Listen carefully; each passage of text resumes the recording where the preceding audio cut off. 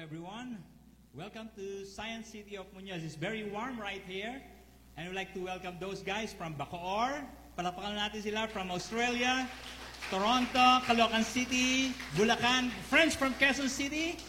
Welcome everyone. And to those campuses right here, where are you? You're from CLSU, Muñoz National High School,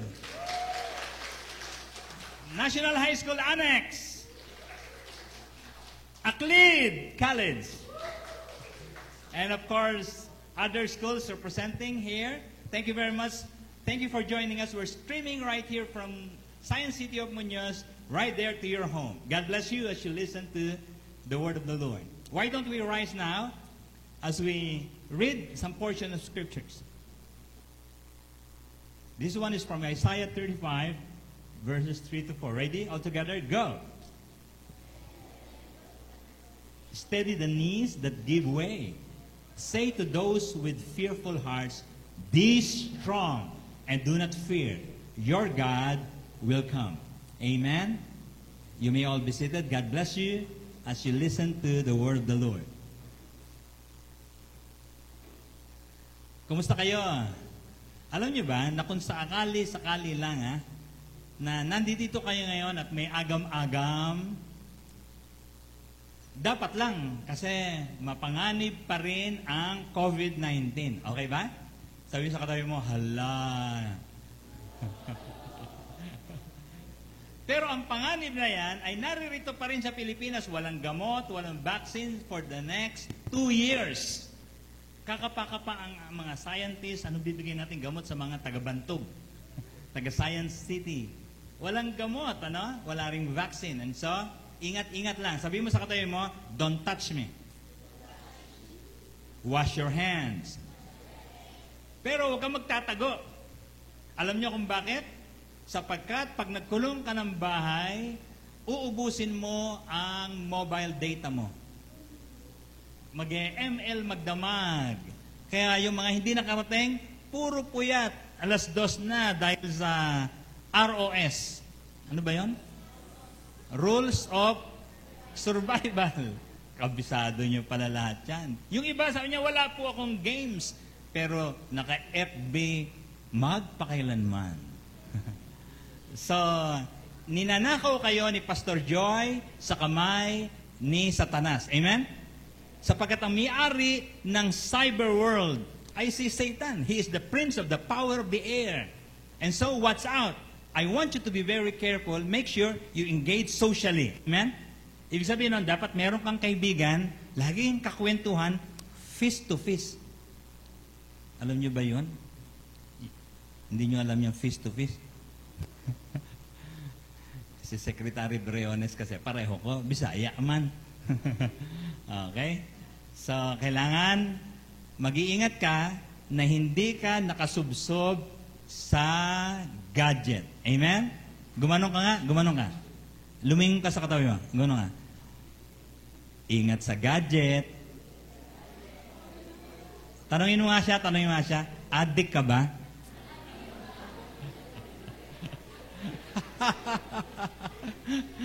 And so it's so fun right here in MCC. Thank you for joining us. Gusto ko, seryosohin natin to, no? Isipin nyo, if God wants to do something, He works through a covenant. Amen? Ibig sabihin nito, walang freelancer, walang independent. Dapat, wag mong iisipin, dadalawin ko nga si Lord sa church ngayon. You're not needed. Huh? Pwede ba yon? Hindi kasi dinadalaw si Lord. Ang gusto ni Lord, relationship. Amen? Amen? At ang tawag sa relationship na yun, hindi yung parang pare-pare lang. Gusto ni Lord, tipan. Sabi mo nga yung salitang yun, ako ay dapat katipan ni Lord. So, hindi yung aksidente lang na nadalaw sa church. Okay? I want you to think, may relasyon ba ako sa Diyos? Kasi kung dinadalaw-dalaw mo lang si Lord, naiisip ko naman si Lord. Di ba pagka may binisita yung pastor, defensive yung mga tao. Si pastor naman dinadalaw ko kagad. Lagi ko naman pong iniisip si Lord. Hindi po siya nakukuha sa pa-SF-SF.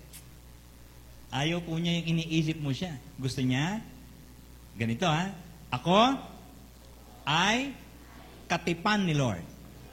Because God works through a covenant people, He can work through you in a covenant too. Ang kasalanan ay pumasok sa sanlibutan sa pamamagitan nino ng isang tao. Ano ang pangalan ng taong yun kaya? Ang pangalan niya ay si Adan. Oo. Kaya sa pamamagitan ng unang magulang natin, pumasok din ang isang sumpa. Anong sumpa yun? Nagsimulang umiksi ang buhay ng tao. Nagsimula siyang mamatay. Ano? At sa pamamagitan ito ng kasalanan. Okay? Dahil dito lumaganap ang COVID-19. Okay? Do you follow? So, hindi lang pala COVID-19 ang source ng death. Nasagasaan ng Victory Liner, ano pa? Na bagsakan ng Philippine Airlines. Ano pa? Nalunod sa irigasyon. Nasalpok ng Honda. Ano pa? Nakagat ng denggoy. Yeah? Kung ano-ano ang mga naging sanhi. Pero sanhi lang yan. Ang totoo, yung kasalanan na yan, nagsenhi ng kamatayan. Hindi lang dun sa mga nauna, tayo rin, lahat tayo mamamatay balang araw. Iba't iba nga lang na dahilan. Amen? So, gusto ko isipin nyo mabuti ito. Bago ka mamatay, dapat katipan mo si Lord para ikaw, iko-connecta ka niya dun sa kanyang magpawalang hanggang kaharian. Amen? Now, ito na. Nagsimula yung sumpa na yon, kaya nung gumalaw na si Lord, merong mga tao siyang kinakausap. He works with one man all the time in the Old Testament. Sabi niya kay Noah, babaha, bumaha nga. Nung makita ni Lord na ang daming namatay, sabi niya, hindi ko na uli pababahain. No more flood. Anong ebidensya, Lord, na talagang may usapan tayo, meron tayong tipan? Pag nakakita ka ng rainbow, sabi niya, maalala mo yung pangako ko, wala nang baha sa Science City. Amen? Alright? At sa buong mundo. No? Kaya yung kinatatakot nila, naku, lulubog ang California, lulubog ang Manila, tataas kasi yung, matutunaw kasi mga yelo sa Antarctica, madadagdagan yung tubig, fake news yun. Amen? Are you with me? Hindi mangyayari yun. Kasi ibang paraan, gugunawin ang mundo, hindi na sa baha. Ano ang paraan? Oo, sabi ni Peter. Si Peter nagsabi na, sabi ni Peter, darating ang panahon, gugunawin ang mundo, uulan ng apoy. No? At ang sabi ni Jesus, malalaglag ang mga bituin, there will be a meteor shower. Ay, kala ko maganda yung K-pop na meteor shower. Ano ba yung meteor garden? Okay? Yung pala, malalaglag. Pag nalaglag yung mga bituin, sapok ka. Hindi pala maganda yun. No? Okay. So, sabi mo nga, wala nang baha. Praise the Lord. Okay? Pero, may siya naman siyang kausap. Sabi niya, makikipagtipan ako sa iyo. God works through covenants. Sabi niya, I will make you into a great nation. There's only one problem. Sabi niya, baog po yung asawa ko. Paano ako magkakaroon ng anak? Pero sabi ni Lord, is there anything too hard for me? Amen? So nagkaroon po siya ng anak kahit na siya ay 99 years old na, nanganak pa si Sarah, yung asawa niya. Sabi mo nga sa nanay mo, mamaya pag-uwi, Nay, sabi mo rin sa lola mo, mamaya, Lola, pwede ka pa palang magkaanak. Kung makipagtipan ka kay Yahweh. Amen? Alright. Kung gusto lang naman ni Yahweh. At sa kanya nagsimula ang isang bayan na tinatawag na Israel. A mighty nation. Great nation indeed. No? Now, tapos meron naman siyang kinausap. Ang pangalan si Moses. Okay? Kasi itong buong Israel na alipin sa Egypt, sabi niya, susugo kita ron ha, makikipagtipan ako sa bayan na yan. Sa kanya, saka sa Israel, merong covenant. Kaya binigay itong 10 utos. Sabi niya, kung susundin niyo yung mga utos na yan, wala nang aalipin sa inyo, kahit disyerto yan, papalaguin ko, maraming halaman dyan, and I will bless you. Kahit tuyot na tuyot ang lupa, papaulanin ko parate. Why? I'm the bossing. I'm in charge. Ang sarap palang maging katipan si Lord. Amen? So wag kang magsosolo. Wag kang aarte na parang, hindi ko kailangan si Lord, tabi ka lang Lord. Kayang-kaya ko po itong exam na to. Hindi. Sino sa inyo nagpe-pray bago mag-exam? Sino sa inyo yung merong mahirap na term paper, tapos hindi niya magagawa, pero nung mag-pray siya, nagawa niya? Because God is covenanting with people to be on their side right away. Amen. Now, ito ang sabi niya, kabilin-bilin na niya to ha. Kung may tipan tayong dalawa, here's the rule. Observe my Sabbath. Dapat nagsisimba ka lagi, sabi niya. Have reverence for my sanctuary. Igagalang mo yung bahay pagtitipon. Huwag kang nag-ML dito sa MCC. Amen? Why? Because I am the Lord. If you follow my decrees and are careful to obey my commands, I will send you rain in its season. And the ground will yield its crops. Imagine, desyerto, papaulanin ni Lord. Alam niyo ba ngayon, ang kwento ng mga Pilipino nakarating doon? 80% of tulips ng buong Europe sinusupply ng Israel. Ganun katindi. Na? Yung vegetation. Ang dami nilang mga gulayan, mga papayang malalaki, pinapadala na sa buong mundo. They can supply food. Why? Naka-imbento sila ng isang technology upang yung desyerto matatamnan. Galing, di ba? Okay, now. Anong klaseng mga tipan ba yan? Gusto ko maisip niya, covenant of satisfaction. Sabi niya, I will look on you with favor and make you fruitful and increase your numbers. And I will keep my covenant with you. You will be eating last year's harvest when you will have to move it out to make room for the new. Lupit naman ng statement na yon. Sabi niya, darating na naman ang mga bagong ani, pero hindi mo pa ubos yung dating inani ng tatay mo. Amen? Naranasan ba natin sa Muñoz yan? Merong mga ganong kwento.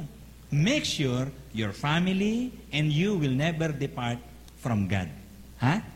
Ang tindi pala, saya pala eh. Nung bang COVID-19, nung bang quarantine, nung ECQ, meron bang nagutom dito? Di ba mga kwento natin? Ang dami namin bigas. Ang dami nagbigay ng prutas. Why? Yung Diyos na nakipagtipan, inalalayan ang mga Pilipino. Amen? Amen. Ang galing pala ng pakikipagtipan sa Diyos. He will provide satisfaction. What else? Alam niyo ba na ang Amerikano pala nagdala ng gospel sa Pilipinas? Kaya pinayaman ng mga Amerikano, nung yumaman sila, nagpadala sila ng mga missionary, they brought the gospel, the biblical gospel, to the Philippines. Kaya nagkaroon ng mga Christian sa Pilipinas. Alam niyo ba na ang paligid natin, puro Muslim? No? Brunei, Muslim. Indonesia, Muslim. Tapos yung iba, Buddhist. Yung iba, kombinasyon ng Buddhist at Muslim. Pilipinas, ang tawag sa atin, the only Christian nation in the Far East. Amen? Are you happy? We're Christians? Dahil dito, dati third world ang tawag natin, the sick man of Asia. Ngayon, tanongin niyo yung mga magulang niyo. They can send you to school, they can buy you blue jeans. Amen? Pag medyo umiyak-iyak ka ng konti, bibili ka ng bagong cellphone.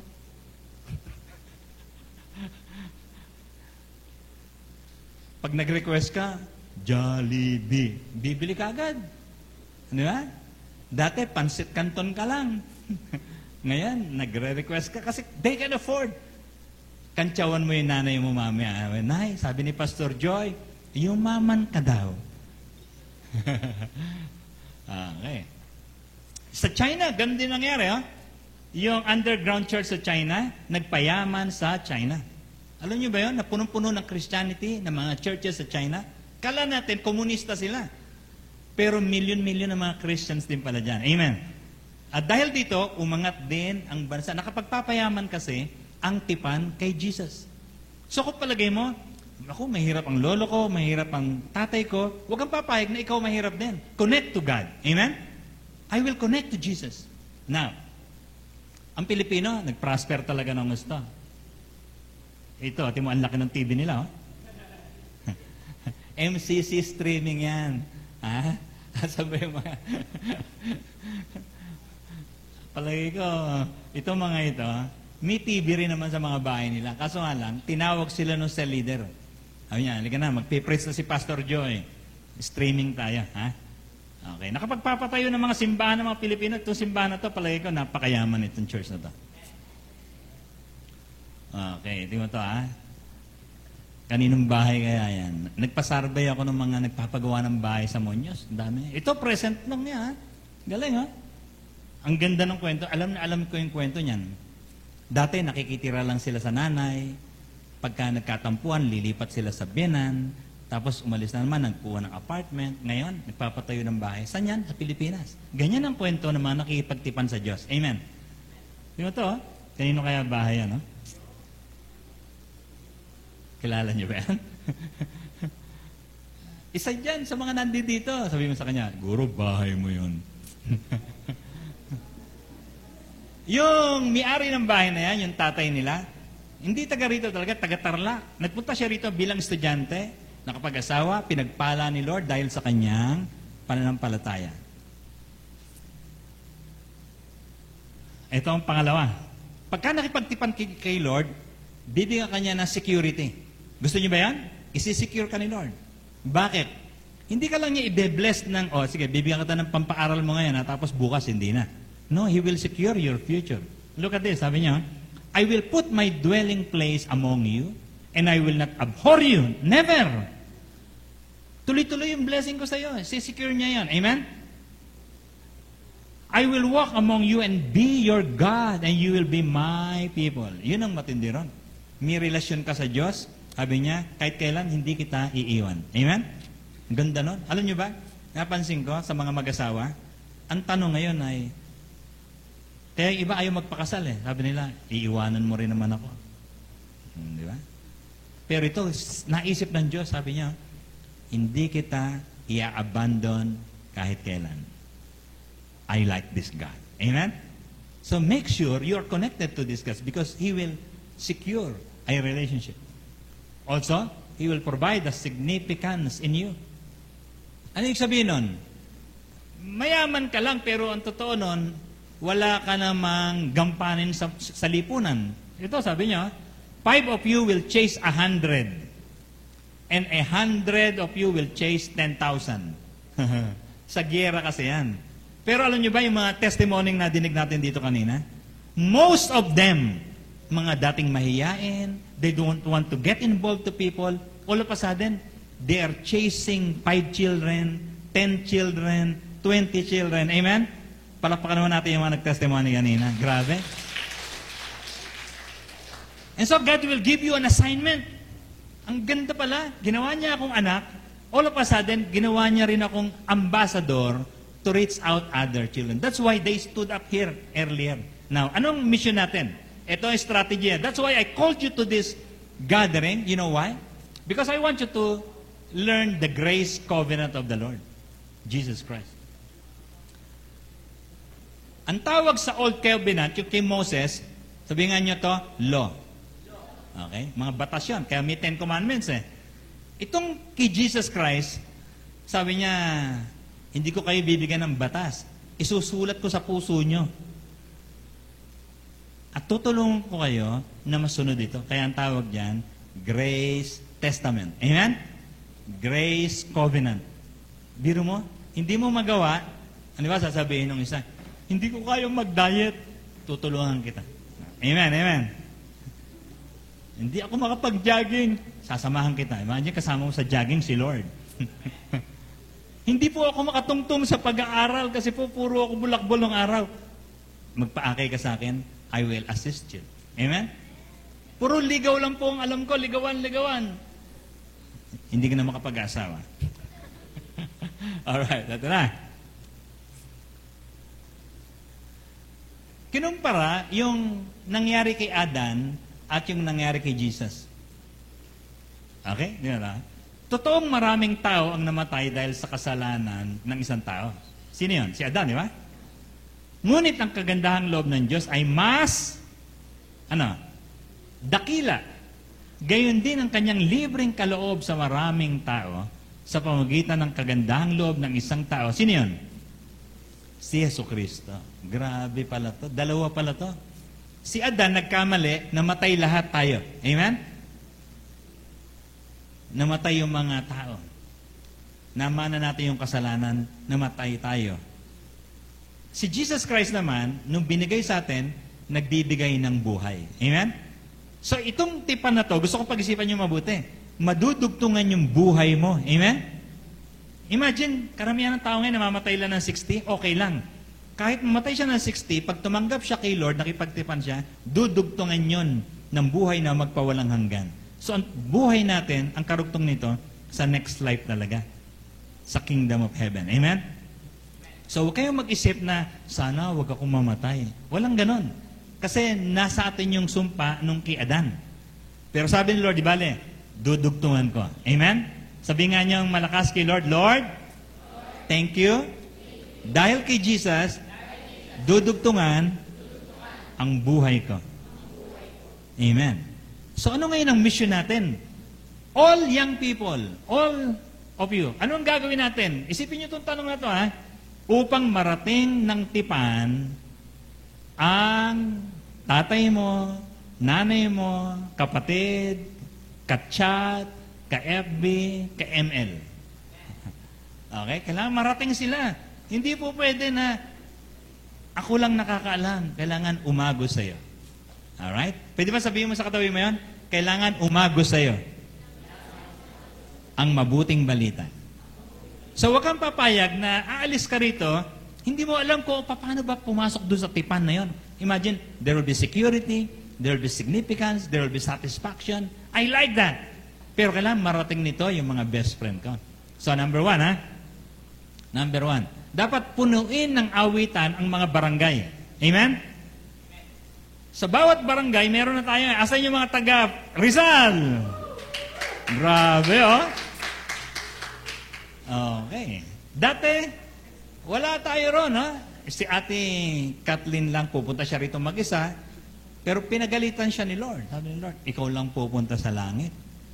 Dapat yung mga best friend mo, kasama mo, na ipapatawarin ko yung kasalanan, pagpapalain ko, papayamanin ko rin sila. Amen? Di ba? O, lahat ng taga Rizal, turo nyo nga si Ate Kathleen. Sabi niya, buti na lang. Sabi mo, sinama nyo kami rito. Amen? Alright. So, dapat lahat ng barangay, maabot natin. Andito ba yung mga bantog? Parang pinakamarami, ah. Okay. Pero, siyempre, nag-reach out tayo. Andito ba yung mga taga San Jose? Oh, ang dami rin, no? Ayos, sana. Andito ba yung mga taga Gabaldon? Ayos, ang tindi pala, no?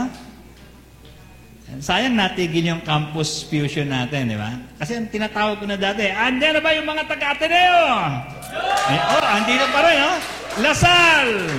Oh, okay, ang tindi, no? One time, we will gather at, where? Araneta Coliseum. Amen? Okay ba?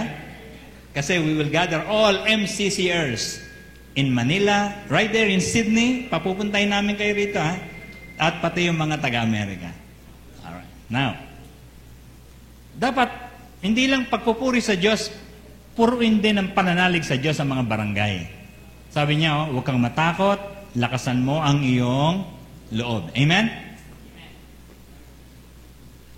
Pag naupo ka sa internet, pinakinggan mo ang pinakinggan, ninervyusin ka. 59,000 patay sa Amerika. Ganon. Ninenervyos ka, natatakot ka. So dahil dito, hindi naman dahil sa magbibingi-bingihan tayo, pero kailangan mas manadidinig ng mga tao ang salita ng Diyos through you. So yung mga cell group na binubuo natin, para matanggal ang takot, mapalitan ng pananalig sa Diyos. Amen? Ito ang pangatlo. Punuin ng mga bagong patotoo ang mga barangay. Sabi niya, yung bulag, nakakakita na. Nakakarinig na ang mga bingi. Yung mga pilay, lumulundag na. Anong ibig sabihin niyan? There are stories to be told of dramatic stories. Imagine mga conversions, mga bagong buhay. Ay, nako, everyday po kasi, sinusulat natin yung MCCers Daily. Ang daming mga kwento. ng mga dati, walang inasikaso kundi boyfriend lang. Ngayon, ano? Ang boyfriend niya si Lord. Amen? Grabe mga kwentong ganon. Dati, addict siya ng ML, tinalikuran niya yon. Ngayon, siya ay nagtuturo na ng mga bata. Meron na siyang sariling simbata. Okay. Sa damihan natin, ito pa, anong klaseng movement ang ginagawa natin? Punong-puno ng mga panuntunan ng Diyos sa barangay.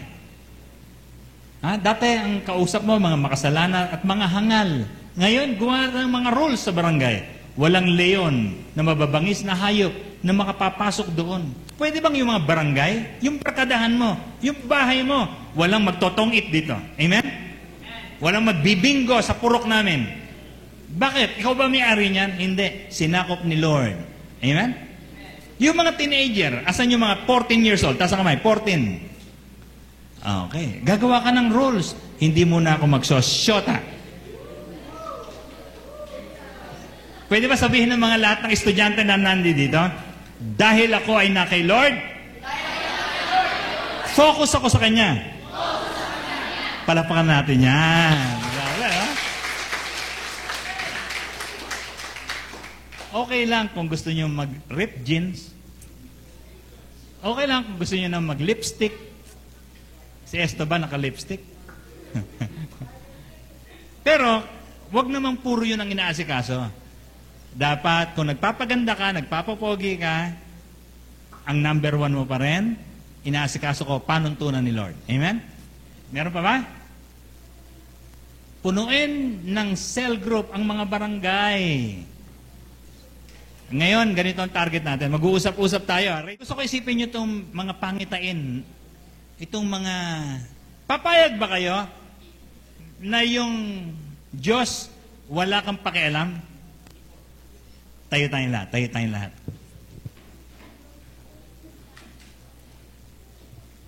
Pwede bang hawakan natin ang ating mga puso? Makipag-usap tayo sa Diyos ngayon. Tinawag kayo rito ng mga cell leader nyo, pinapunta tayo. You know why? Because we want to make a covenant with God. Amen? Pwede ba nating sabihin sa Kanya ang mga kataganto? Pumikit tayo, hawak natin puso natin. Sabay-sabay tayo, Panginoon. Salamat po. Ginulo mo yung schedule ko. Pinapunta mo ako rito. Sa pamamagitan ng isang kaibigan. Upang marinig ko na sa lahat ng dako, naghahanap ka ng katipan. Isali mo ko ron, Lord. Ayoko pong maging freelancer. Ayoko pong maging independent. Nais ko na lagi ako nakasandig sa iyo. Salamat. Pinadala mo si Jesus upang bayaran ang aking kasalanan. Ipahintulot mo po na malugod ka sa aking pananalig sa iyo. Sa oras na ito, nakikipag-isa ko kay Kristo bilang aking Panginoon at aking tagapagligtas. Linisin mo po ako sa lahat ng aking karumihan at akayin mo ako sa pagbabago. At gamitin mo ako bilang lingkod tulad ni Moses, tulad ni David.